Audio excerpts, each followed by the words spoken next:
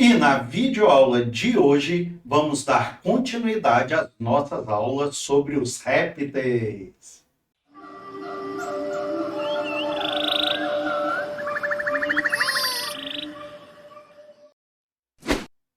Olá, querido aluno, querida aluna do canal Biologia e Tal. Sejam muito bem-vindos a mais uma videoaula. Bem, na videoaula anterior, nós aprendemos sobre as características gerais dos répteis. E hoje vamos dar continuidade falando sobre as classificações dos répteis. Então, sem mais enrolação, bora para a nossa aula! E é o seguinte, os répteis atuais estão distribuídos em 4 ordens.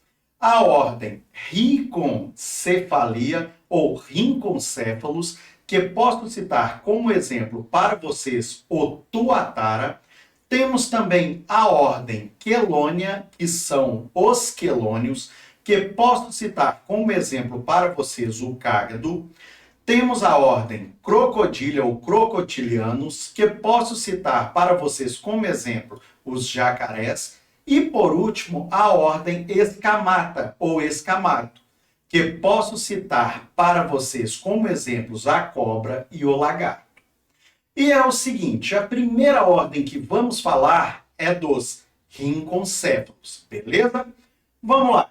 Nesta ordem, temos os répteis primitivos e em extinção, que hoje estão reduzidos a uma única espécie, que é o tuatara, encontrado apenas na Nova Zelândia. A segunda ordem que vamos falar é a dos quelônios. Esses animais possuem placas dérmicas que se fundem umas às outras, originando uma carapaça dorsal e um plastrão ventral rígidos que protegem seus corpos. As vértebras e costelas fundem-se a essas estruturas. Eles não possuem dentes, ou seja, eles são adontes, mas eles possuem lâminas córneas que são usadas para arrancar pedaços de alimentos. E como exemplos, podemos citar as tartarugas marinhas e também as de água doce. Podemos falar também dos cágados, que são apenas de água doce, que têm um longo pescoço recurvado, e também podemos citar os jabutis, que são exclusivamente terrestres, e que possuem as patas curtas e de forma cilíndrica, não adaptados à natação. A terceira ordem que vamos falar é dos crocodilianos, que possuem um corpo revestido por uma pele grossa e coriácea, ou seja, dura, com placas córneas reforçadas por ossos dérmicos. A boca é dotada de mandíbulas poderosas cheias de dentes. Possuem coração tetracavitário e, como exemplos, podemos citar os jacarés, que vivem em ambientes de água doce, e os crocodilos, que podem ser tanto de água doce quanto marinhos. Os crocodilos marinhos são os maiores répteis viventes na atualidade, com indivíduos, pasmem, que pode chegar a medir 7 metros de comprimento. Nestas imagens, podemos observar as diferenças entre estes incríveis animais. Na primeira imagem, temos o crocodilo, e na segunda imagem, temos o jacaré. Os crocodilos têm o focinho mais afilado e mais hidrodinâmico que os jacarés. Bem, nós vamos falar agora sobre os escamados. Esses carinhas possuem escamas que recobrem o corpo e uma cloaca em posição transversal. Possuem órgãos de Jacobson, de função olfativa, que se abrem no fundo da cavidade bucal. Esses órgãos são quimiorreceptores que auxiliam na identificação dos alimentos dentro da boca. Os répteis escamados estão subdivididos em 2 grupos: os lacertídeos, que são os lagartos, e os ofídeos, que são as cobras. Os lacertídeos são um grupo onde encontramos os calangos, as lagartixas, os camaleões e também as iguanas. Há apenas um gênero entre os lacertídeos que é venenoso, o Eloderma, ou monstro de Gila, encontrado apenas no México e no sul dos Estados Unidos. Agora, quando nos referimos aos ofídeos, estamos falando de animais ápodes, ou seja, não possuem patas. Esses animais possuem escamas córneas que podem ser eliminadas de uma só vez, por ocasião da muda. A boca é ampla, com uma língua bífida. Tem o pulmão direito comprido e alongado, sendo o esquerdo bastante atrofiado. Há, na cavidade cloacal, 2 secos copuladores, que são chamados hemipenes. Existem espécies peçonhentas e espécies não peçonhentas. As peçonhentas são dotadas de glândulas salivares modificadas, secretoras de veneno, e dentes especiais para a inoculação, presas inoculadoras de veneno. Esses dentes inoculadores de veneno, dependendo da espécie, podem ser canaliculados, ou seja, com um canal na região central, ou sulcados, com um sulco na face posterior. Ah, pessoal, e antes de continuar, eu gostaria de perguntar a vocês uma coisinha. Você já deixou assinada a lista de presença da aula de hoje? Não? Então, se você se esqueceu de assinar a lista de presença e está até agora assistindo essa videoaula, é só descer um pouco a tela e clicar no botão de curtir para marcar presença nessa aula, beleza? Então, vamos lá. De acordo com a dentição, as cobras são classificadas em áglifas, proteróglifas, opistóglifas e solenóglifas. Então, prestem atenção nestas imagens sobre os 4 tipos de dentição das cobras que vou mostrar para vocês, beleza? Vamos lá então. As cobras classificadas como áglifas são cobras não venenosas e não possuem dentes inoculadores de veneno. Como exemplos, temos a sucuri e a jiboia, que, apesar de não serem venenosas, são também perigosas, devido à sua grande força muscular. As cobras proteróglifas possuem dentes inoculadores de veneno com sulco, ou seja, elas têm dentes sulcados, localizados anteriormente na boca. Como exemplo, posso citar para vocês as corais verdadeiras. As cobras opistóglifas possuem dentes inoculadores de veneno com sulco, também dentes sulcados, localizados posteriormente na boca. Não oferecem grande perigo, uma vez que a posição dos dentes dificulta a injeção do veneno. Como exemplo, temos a falsa coral e também a cobra-cipó.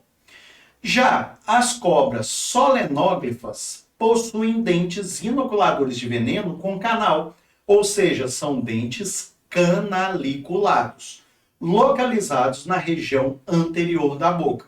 E como exemplo, podemos citar a cascavel, a jararaca, a urutô e também a surucucu. Cobras muito perigosas, hein, galera? Vamos lá! Bem, pessoal, deixa aí nos comentários se você conhece alguma dessas espécies de cobras que eu citei aqui e se você tem medo desses animais tão incríveis, beleza? Vamos lá! É o seguinte, as mordidas de cada cobra deixam um tipo de marca específica, como vou mostrar para vocês nessas imagens.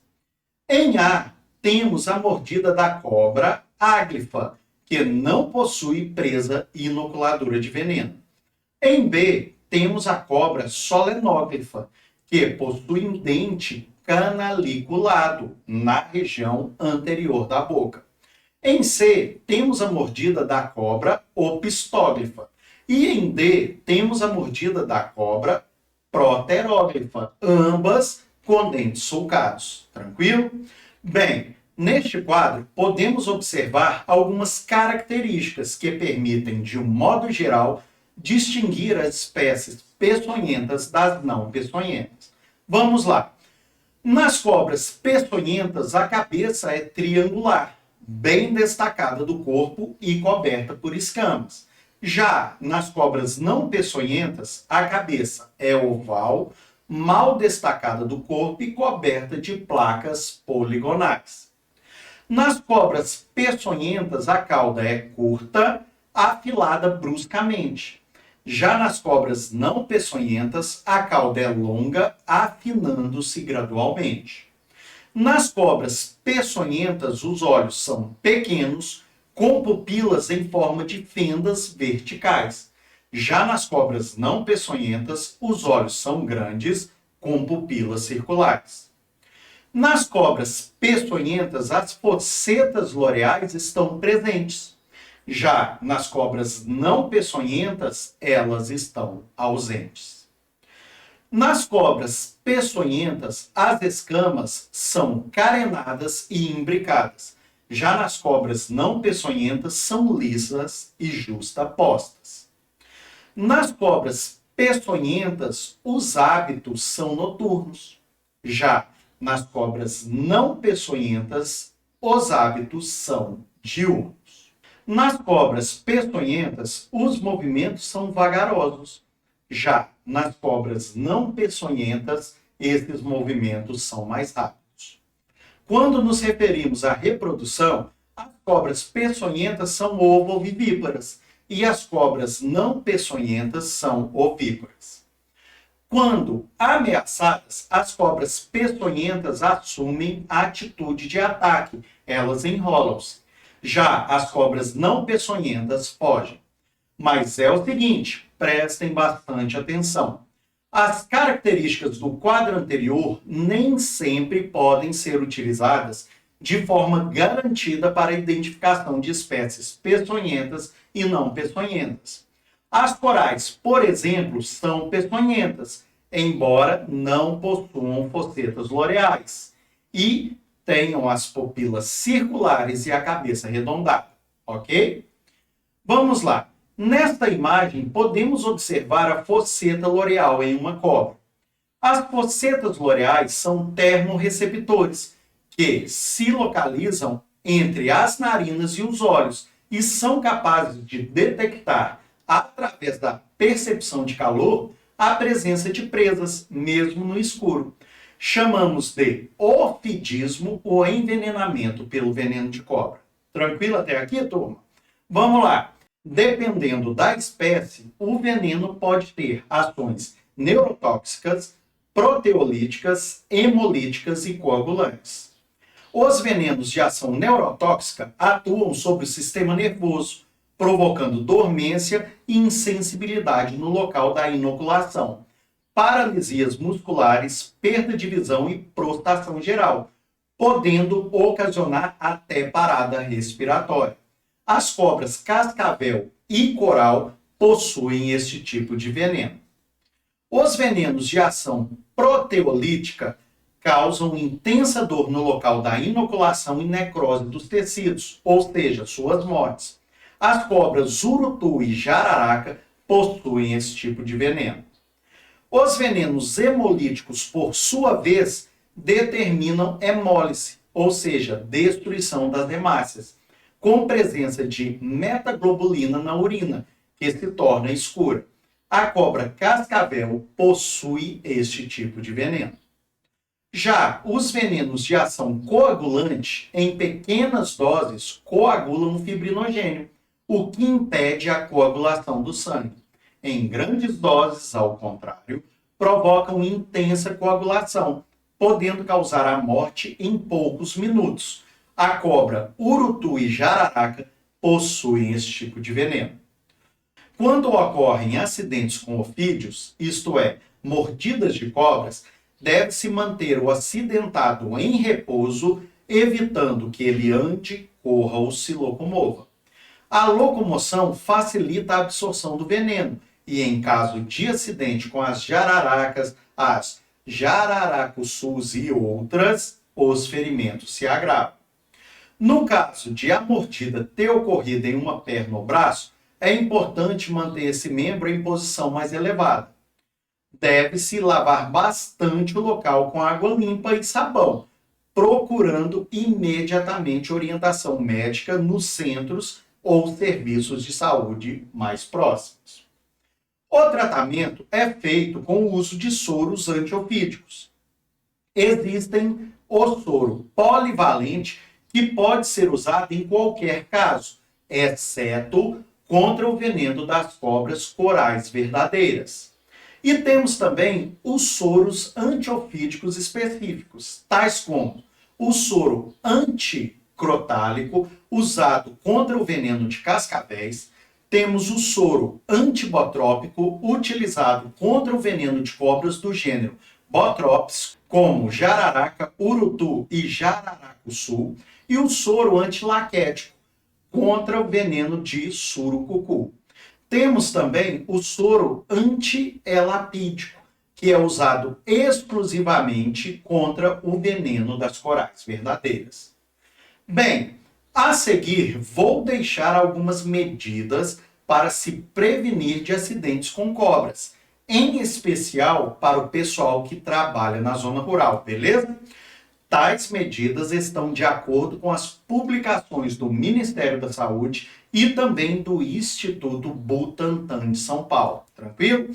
Olha só, como 80% das mordidas de cobras atingem as pernas abaixo dos joelhos, o uso de botas entre os trabalhadores rurais reduz o risco desse tipo de acidente. Como 19% das mordidas atingem as mãos ou os antebraços, o uso de luvas de couro para remexer montes de lixo, folhas secas, buracos, lenhas ou palha também contribui para reduzir esse tipo de acidente. Cobras gostam de se abrigar em locais quentes, escuros e úmidos. Portanto, é preciso ter cuidado ao mexer em pilhas de lenha, palhadas de feijão, milho ou cana. Onde há ratos, geralmente há cobra. Não deixem amontoar lixo. Limpem paióis e terreiros. Feche buraco de muros, portas e janelas. Atenção ao calçar sapatos e botas. Animais peçonhentos podem se refugiar dentro deles. Não mate cobras simplesmente por estarem vivas. Elas mantêm um equilíbrio natural, comendo roedores que transmitem doenças e causam prejuízos nas plantações e nos paióis. Bem, pessoal, então vamos ficando por aqui. Então, se você ainda não se matriculou aqui no canal, é muito simples. É só descer aí e clicar no botão de inscrever-se para não perder nenhuma das continuações das aulas semanais, hein? E já vou deixar aqui um spoiler. Na próxima aula, nós vamos iniciar a matéria onde vamos falar sobre as aves, beleza? Obrigado a você que assistiu esse vídeo até o fim. Um grande abraço a todos, fiquem com Deus e até a nossa próxima videoaula. Tchau, tchau!